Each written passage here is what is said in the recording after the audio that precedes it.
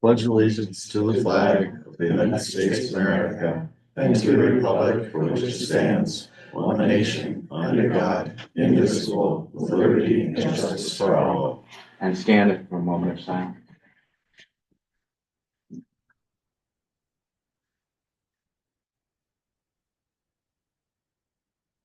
Thank you. And Janet will do the roll call. Bailey, Here. Roy, England, Remington, Here. Gilmore, Present. Howard, Here. Johnson, Here. and Southworth. Here. The part is excused. All right, so what I thought I'd do this time, this is my 11th subcommittee meeting on revenue, is a lot of us are new and we really haven't had a chance for introductions. So I just want to take a moment to go around just your name and if you do have a specific role and the community you're from. I'm Al Holland. I'm, excuse me, from Durham, but I represent Durham, Lee, Madbury, and Dover Ward 4. And in the House, I'm on the new Housing Committee.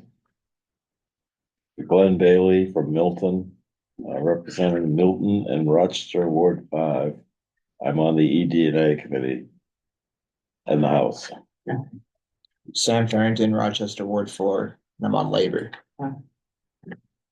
Oh, I'm sorry, I'm Ray Bauer. I'm the nursing home administrator and the county administrator. Only one left. From the counties. It does them both. Oh, I'm just with the sheriff's department zooming, so I Yeah, have no you official can say capacity introduce. here. Not You're not. Don't say just, yeah, Kelly Parker with the sheriff's department. Yeah. IT support. okay. Eric Johnson, I represent Stratford 11, which is Lee, Madbury, and Dover Ward 4. Gary Gilmore, Dover Ward 3, my 6th term, but it's been a 22-year absence since I was last on the legislature, so things are a little bit different these days. Past chairman. Yeah, was that too? Keith Howard, I represent the town of Stratford and Barrington, Stratford District 4. I'm on the ED&A committee in the House, just like Glenn Bailey. And yeah. Tom Southworth, live in Dover, but I represent Dover Ward 4, Lee and Madbury. I am on Ways and Means Committee, which kind of connects with chairing the subcommittee here. I think what I'll do now, because we have all these meetings back to back, I noticed there weren't any major questions for Ray. So that, hopefully it made sense to most people, not many dramatic changes. I asked him to highlight a couple of things, but otherwise I'll turn it over to him and kind of decide, do you want to go through in this order of this packet here? Whatever's most convenient, sir. Oh, I think if that's what you'd like, the stapled packet, actually, some of the things is just background. But Right, so it would start with the debt accounts, which is the first item on there. The interest costs for vans and cans, we're paying off our van next week, Diane, next week. the 27th. And we're turning that into a bond. We bonded yesterday at the amazing rate of 3.35. We were very surprised to get a 10-year bond for 3.35%. Everybody was, but this shows, for those of you who were on the last delegation, you remember when we had our financial advisor appear in the box on the Zoom and him saying that the best time to bond was January or beginning of February.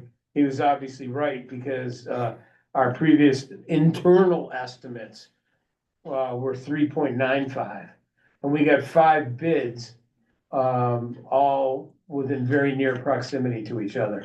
And the 3.35 was nothing short of amazing. We just didn't expect that. So that was great news for us. And the balance are all interest and principal payments on all the existing bonding debt. And obviously, we have bond issue fees because just yesterday we did a bond. And that was the bond that was approved by the delegation over the last couple of years, year and a half. Great. So we were happy. There isn't really much in the way of capital expenditures. Which is your next item. Your next week. Those are,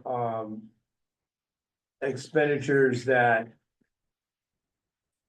actually were reviewed by the last subcommittee, but I don't know if you want to go through them again. Your purpose in reviewing these is to determine that they're funded in the proper way. Yeah. In other words, should they be paid cash or should they go out to a bond? Mhm. In this case, we indicated they'd be paid cash. Yeah. So that the need for the item is under the authority of the respective subcommittees. Right.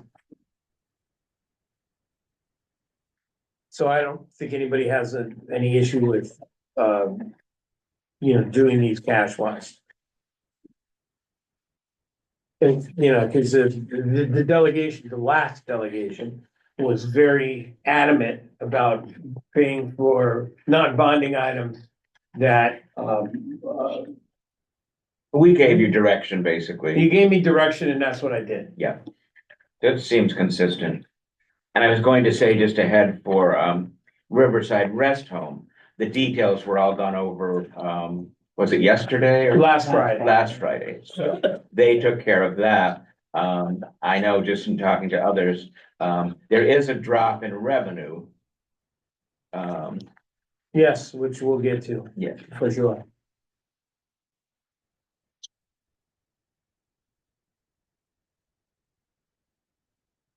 The next page is actually, our existing bonded debt, not counting yesterday. Yeah. Obviously, didn't have time to add that in. So this is our existing bonded debt, when it's paid off, how much the payments are, approximately when they're made. And the rates, none of these bonds can be refinanced. And if you look at it, the general obligation bond that was issued in 2009 is really the only one that looks like you could save any money, but by the time you put in the bond fees and the fact that this only has 2 years left, it's not worth refinancing, because that one, as you can see, is at 4.25. And I'm not even sure I'm sorry, excuse me, I thought I shut this off. I'm not even sure we could, there's two ways of looking at bonds. One is you can get a little better rate if you agree not to refinance it. But if you want to refinance it, you'll pay a little extra for it. So, we felt we're never gonna get anything better than what we ended up getting Sure. yesterday, for sure. Not in our foreseeable future. Mm. And the reason, of course, our bonds are at that low of a rate is the interest that's earned from the sale of those bonds is non-taxable. There's no federal income tax on those bonds.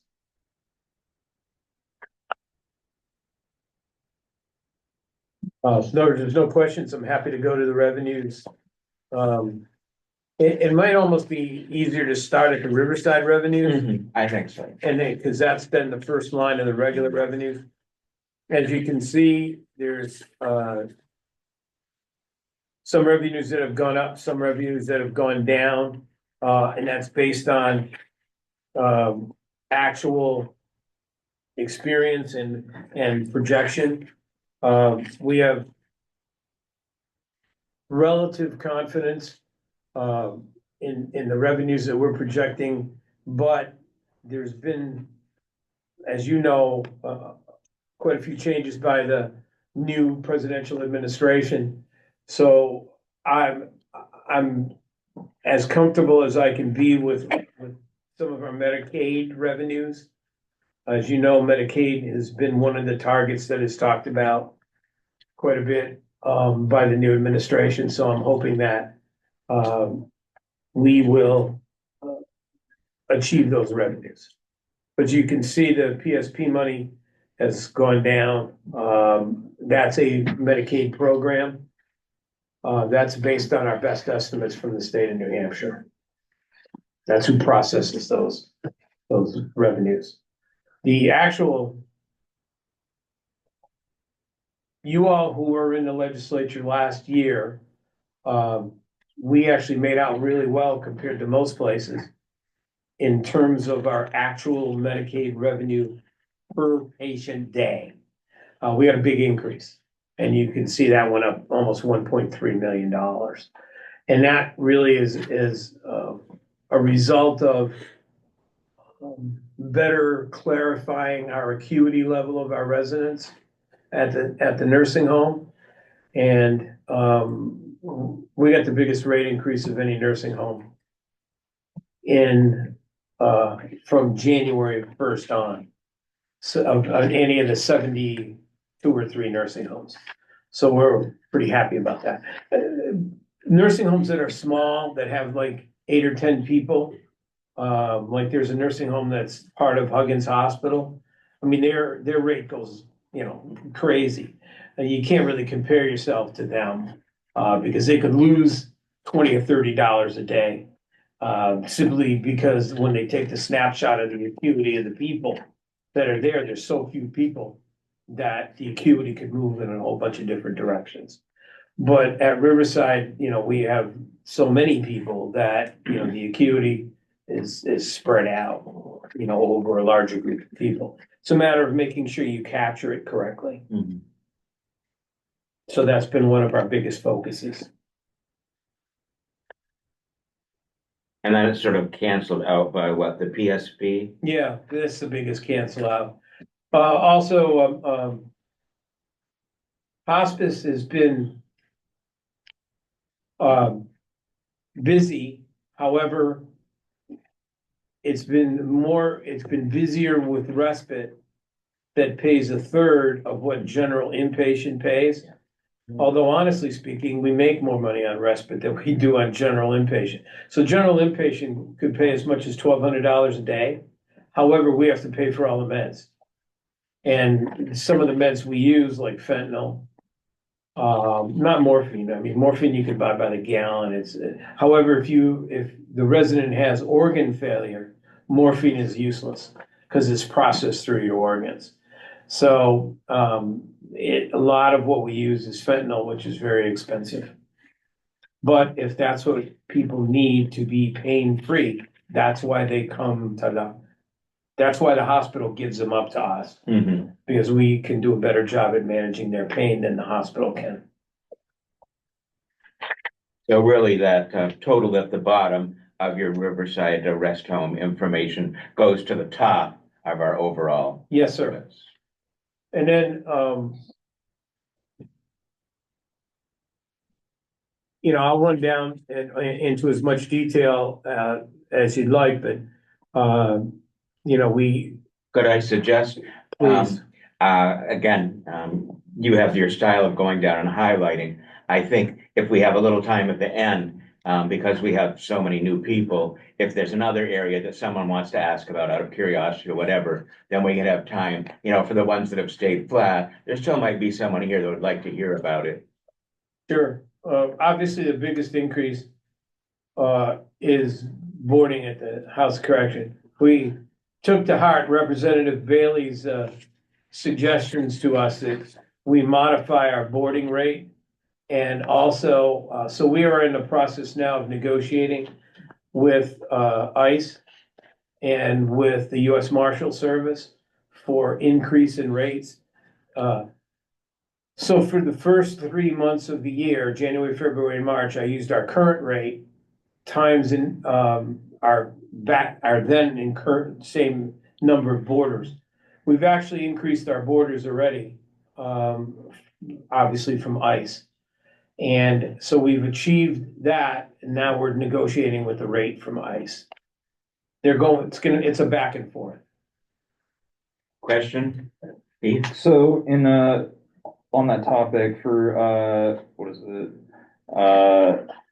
Line 6045 or 6044, I mean, US Marshals Transport is Yep. $630,000 per year, and the estimate is still the same. Are we not necessarily expecting additional, Marshals transports or? We actually are. I will tell you that, the sheriff's been tremendously supportive. One thing I can tell you that, if we are transporting more, then, that, obviously that revenue is gonna go up, but the expense is gonna go up also. The other part of that is, I think we're being a little more careful, in ensuring that we get the benefit of the transport. And also, and I spoke briefly with the sheriff about George McGlaris, and I spoke briefly with the sheriff about the fact that, we're, not only are we seeking an increase in the rate for, boarding, but we're also seeking an increase in rate in transport. And also, though, we're looking at, converting a space in the jail so that they can do more processing here, and the sheriff's department will be less obligated to bring them to Burlington or Manchester or whatever for processing. We'd actually like to establish a processing center here in the jail, which would allow for more inmates to come here, but there'd actually be less or an equal number of transports because we're processing them here and there. So if you're and excuse my terminology, but let's say what we would call a fresh arrest. So this isn't who we board, okay? We board criminals, and not the current administration's definition of a criminal, but our definition of a criminal. And that is that they've served time in jail, and part of their sentence is to be deported. So they're either waiting for their crime to be acted on, or they've already served their sentence and now are waiting for their deportation, which is part of their sentence.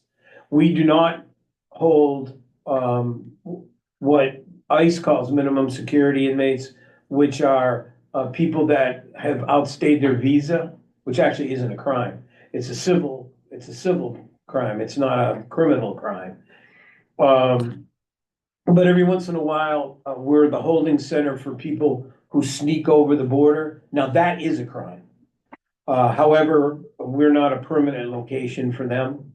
But we are, if they catch somebody, say at the Canadian border, they'll bring them to us because there's not really any other place that's equipped that meets the ICE standards.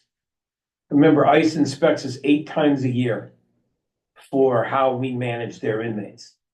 Primarily medical, but also every other. So the horror stories that the media seems to portray about how ICE people are handled at the southern border, that's not our experience.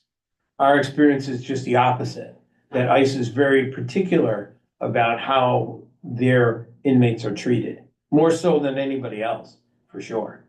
More so than the US Marshals, more so than the state of New Hampshire has no inspections of any jails, whether it be their own prison or any county jails.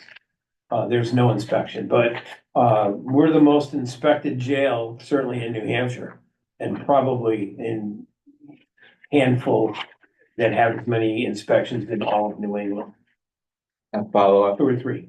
And if there are any major changes, of course, you'd let the delegation know. Absolutely. Because no one knows what's going to happen in the next few months. No, sir, we don't know. We only know that, as we anticipated, our numbers have risen quite a bit, since the new administration took over. We envisioned that, and that's what's happened.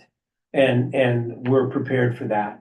In fact, I spoke to Superintendent Brackett, who's likely to be here pretty soon. I spoke to him this morning, and we've already made plans for, if there's an influx over the weekend. Mhm. Because we think that's a possibility. So we've made 10 or 15 more cells available. or more So for the beds big available. things, as representatives, it's just great for us to be on top of that in case our constituents maybe have misinformation, or whatever. I understand, and politics is the worst thing for me to have any opinion in. So I don't. Yeah. I don't have any public opinion. Mhm. I can simply tell you that that our jail holds only criminal ICE Mhm. people. That's all. Yeah. And and actually, we're not in a position actually to hold non-criminal ICE people, or what the law says is non-criminal. Because they have to be held separately. And we don't have, with the number of borders that we have now, we don't have the space to hold them absolutely separately. Now, that's helpful information, at least for me, but I think for all of us, to just really know kind of our base right now. And then if there, for some reason, significant changes in between meetings, Well, I mean, we'll get, I don't mean small there things. is, I will tell you right up front, just so we're clear on that. There is what's called a companion arrest. So if ICE arrest is doing a warrant for somebody that's criminal, if they're at the same place and somebody is not criminal, but they don't have the appropriate paperwork, we'll hold them for a couple of days till they're processed. But once they're processed, they're gone someplace else. Actually, most places would rather house the non-criminal ICE deportees. And I'm talking about the law, not what anybody calls them. Yeah. They're easier, because they're not criminals. Thank you. They haven't committed a criminal act. Yes. Paula? What's the capacity for the ICE holding? Well, Roughly. because we don't, can we wait a few minutes till Chris comes? Yes. Sure. He should be here in a few minutes. Okay. He Thank could you. give you a better breakdown. I will be honest and right up front with you. The US Marshals was our first boarding entity. They gave us, probably when you were on the Yes, delegation. I was on delegation. They gave us, $1.5 million, which at the time was about 7% of the cost of building the jail, with the idea that we would board them. So board their inmates. Yeah. So we owe them the first obligation, and we have quite a number of US Marshal inmates, mostly from New Hampshire, but also from Maine, and probably a handful from Vermont. Sometimes it's because the judge, particularly in Vermont, because the judge orders them here. Because we offer certain programming that's not offered anywhere else. And Maine, because maybe somebody knew the past US Marshal and had it set up so we're the northernmost place for the bus to come. So they don't go to the bus that takes marshals inmates and puts them in their permanent location, anywhere from here down to New Jersey. We're the northernmost stop. Somebody might have been a cop with them back a long time ago, and convinced them that they shouldn't bother to go up any further north. And that means that we get a lot of Maine marshals in our Maine marshal inmates in our jail. So that works out, well. And the marshal, US Marshal, is in absolute support of our rate increase. So Great. that's a helpful situation. And actually, it's more, ICE inmate boarding is more lucrative because they allow you to include profit and a variety of other things. We can go on to the next, but again, we can take questions anytime someone has one. Sure. I'm not really sure what else anybody wants. I mean, there's decreases in,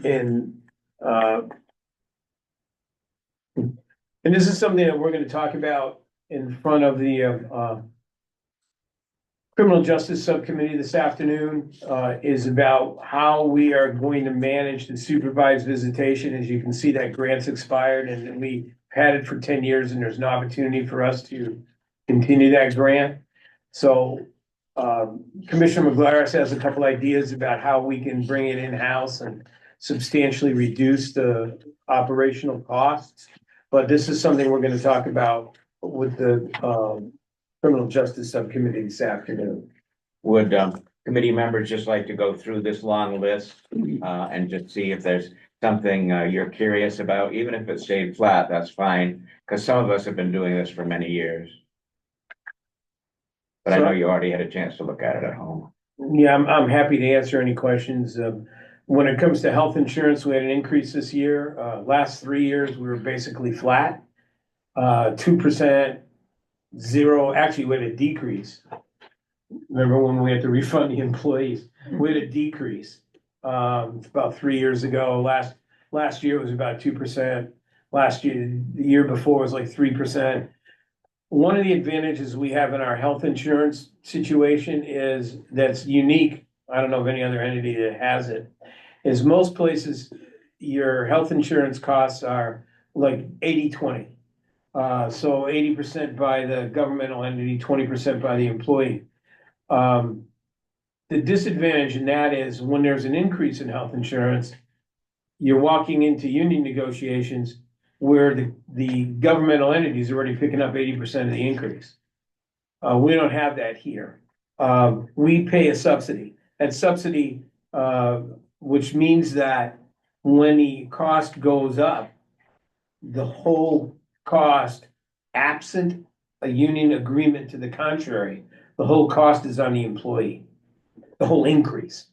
So there's no increase by the county. However, that then encourages a swift negotiation. Because we almost had it this year. We almost had it with one of the two unions from the sheriff's department. Kind of held out to the last minute, and I gave them 1 extra week where they didn't have to pay the increase and it settled, which I'm sure was much to the happiness of the sheriff. No one wants to lead your department when you haven't, a not completed union contract. That's not a desirable position to be in. So, but we did manage to come to an understanding with the deputies, and that worked out well, which included, so that gives us some negotiating power at the table. So all 5 of our unions were settled prior to the doing of this budget, and the cost of all 5 unions are in this budget. I've asked this before. So you lined out the grants that we aren't getting anymore. That's correct. But do we have potential in 2025 to add new ones? Or is it getting slimmer? If you can predict, it's hard to tell, because even though there's been a court order to restore, this stuff hasn't been restored. Yeah. I'm more worried about making sure we get the ones that have been promised to us already. Yeah. I have. So maybe I could just walk back from that for a minute. Diane's our finance director, Diane Legere. If you're gonna lose anybody in this county, don't lose her. She's a master. So she and I together, the very day after it was announced that all grant and, any opportunity for grants are frozen, we immediately took a walk backwards to determine how that might impact us. Some things we learned, as you know, we have a $715,000 grant for radio equipment for the cities and towns in Stratford County. It's called a COPS grant. We were worried about, that's been awarded to us. We've already ordered all the radio equipment, so we were worried. But it appears that that's been restored. We also had the $1.4 million ARPA grant for the, you remember all we went through with that, if you were on the last delegation. we checked on that too. And that, we had a higher level of confidence that that was gonna be okay. Because the ARPA funds that made up that award, that ARPA funds are advanced to the state. Right. So we felt pretty confident that was gonna be okay, but we reached out to them anyway. Sure. And there was a couple other smaller grants that, all in all, it does not appear that any of the grants that have been awarded to us are that we're going to lose. So it doesn't affect 2025. Although we know that we tried to put in for a couple of grants and the websites are down. So if the websites come back up, you know, Those opportunities, they're just gone. they're just gone. As an example, we had I'm rounding this off. $75,000 grant for solar research on the county complex. We've been working on it since the summer. Gone. They sent us an email. Fortunately, it was a different kind of grant. It's a grant where there was $75,000 put in Stratford County's name, but it was paid for directly by the Department of Energy. So it's not like we incurred any expense and then didn't get reimbursed for it. The Department of Energy paid the vendor directly. So we just got an email from the vendor said, sorry, your grant's gone. It's too bad because we were close to finishing it too. I'm sure, hopefully they got paid. I'd feel bad if they didn't. But we were close to finishing that grant so that we could have had a comprehensive solar plan for the complex. And they were gonna do everything, like the best way to fund it, whether to, you know, do a grant outright. And there were subsequent grants that were available that initial grant would have helped us acquire. If that's something that, you know, the commissioners and the delegation wanted to pursue. In fact, the next meeting that was set up was gonna be set up with the commissioners and the entity, and they were gonna deliver us the information from the grant. But that was the first email we got, That was even before the public signing of the policy, that grant. is there a subcontractor? We asked them if they could tell us what the cost might be if we could like finish the rest of the project, because it seemed like it was almost all done.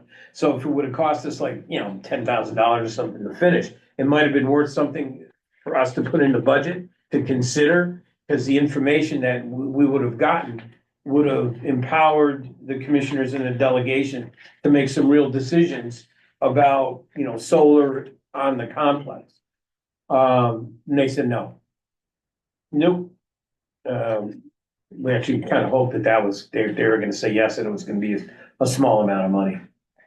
It's a little off topic, but I was gonna ask you separately, but others might be interested. So we have this big pot of money to fight the opioid crisis.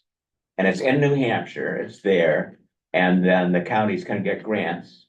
I know you've done it before. Is that still active? Are you feeling comfortable with that process? Yes, and I mean, they haven't announced the next round of grants. There's two pieces of that. One is that Stratford County, well, I shouldn't say that.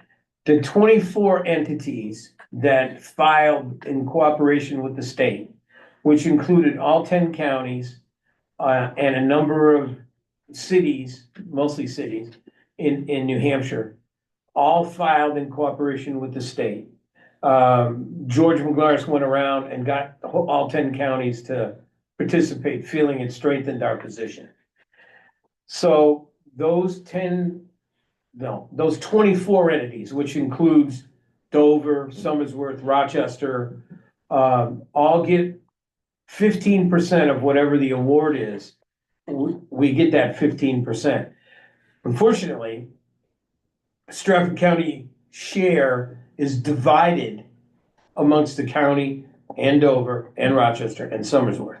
So we don't get, you know, we don't get a full percentage like some other county might that doesn't have a participating city. That's just the rules. Yeah. The other part is that the 85% that goes to the state is held in a fund, which is distributed based on grants. The first round of grants, the governmental entities were ineligible for. The second round of grants allowed us to acquire money to reimburse us for MAT, which is medication assisted treatment. And we were awarded our costs for back costs, nothing for the future, but back costs for MAT. We were the first governmental entity to start medication assisted treatment at our jail. Not that we were gonna have a whole lot of choice, because the federal court ruled that it was mandated. We took it a little bit further, but the federal court mandated that if you're on MAT prior to going to jail, that the jail must continue it. We actually not only do that, but we assess inmates that come in to see if they can benefit from MAT and then put them on MAT. Now, our hope is that the next round of grants will allow us to continue getting reimbursed, so we could get reimbursed for last year and this year. We hope when they make another offering of money that's available. If you remember, or if you know, some of the settlements for the opioid crisis are done in different stages. A couple of entities that were smaller entities paid all at once. Most of the bigger entities paid over 18 years. Wow. So we'll continue to get, perfect. We'll continue to get some amounts of money every year, which we just have in miscellaneous revenue, because we don't know exactly how much it is, and we don't, the state isn't tremendously forthcoming with that information. We'll get a check and Diane will call me up and say, "Hey, Ray, what's this check for from the state?" So we have to end up doing some back leg work to find out. And we hope I assure you, we'll use our same format, because we got 100% reimbursed for our MAT. Wow. So we're hoping we can simply use the same format and get reimbursed for last year. And maybe they'll have some foresight and get reimbursed, into the future, instead of always having to do it backwards. Yeah, we discussed that, not to take up too much time. We wanted them to just pay for MAT, and it was too simple, so. Yeah, it would have been really nice. We had a question for you, and I want to say it was from you, Representative Howard? No, Gilmore. Oh, it was from you. Okay, I was close. The capacity of the ICE, So first of all, my apologies for being late. I was at a parent-teacher conference and I kept on talking about how great my kid was. So the capacity is a number that fluctuates. What we do in our housing units is we try to move them to what the need is.